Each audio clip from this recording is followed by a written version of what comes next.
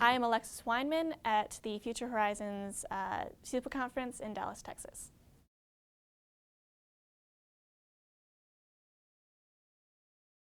It helped me in a way because it was a format that I was not used to. Like, I had never curled my hair before.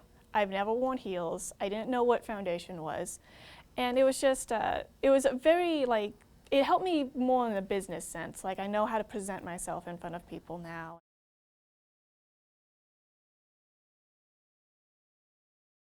That's something my mom drilled into my head. I have trouble sometimes with it. Like, you introduced yourself to me downstairs, and so I immediately and I've heard of you before, so I was like, I know this person, I can make eye contact with this person. And if I'm talking to someone I don't know, or if I'm listening to someone give a speech, most of the time my head will be down. I don't look at people in the eye, but if it's someone I know I need to make eye contact with, I make eye contact. But my mom growing up, she, especially after the diagnosis, she would always grab my hand if I was looking everywhere else but her, and she'd say, look me in the eye. And so she wouldn't let go of my hand until I looked her in the eye.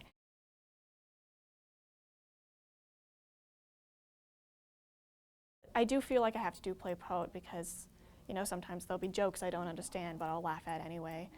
There will be situations that I'm not comfortable with, but I'm gonna have to play along anyway. And I think I just found out I'm just a tremendously amazing liar.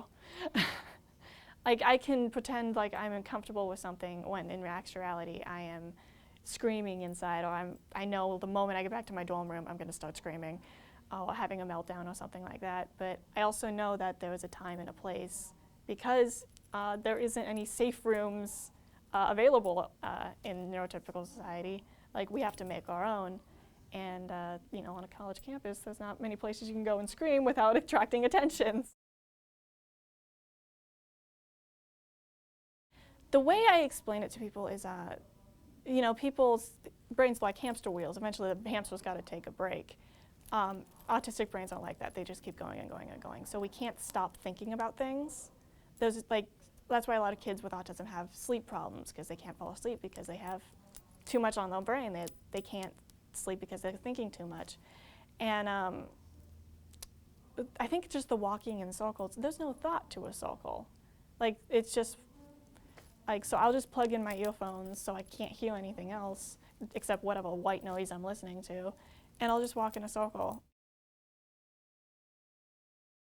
I think it's just we are just as prevalent as men with autism. There might not be as many as there are boys, but we are still part of this movement. We're still part of this community, and we just got to remind people that, hey, we're here too.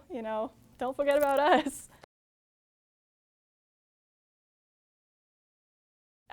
One thing I've learned is that, first off, I'm not the only person who is speaking from their own perspective. I feel like I go to some of these conferences and it's a bunch of doctors and a bunch of parents who want to talk and get to know what autism is about, but there's not a lot of people on the spectrum talking about it.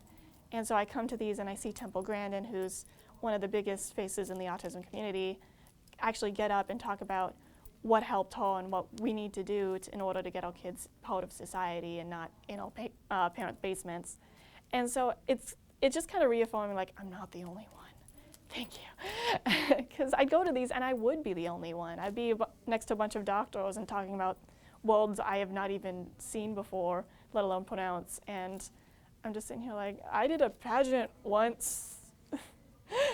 So it's good to know I'm speaking from a perspective of not necessarily overcoming, but learning to live with this, because I feel like not a lot of people come out and say what it's like to live on the autism spectrum.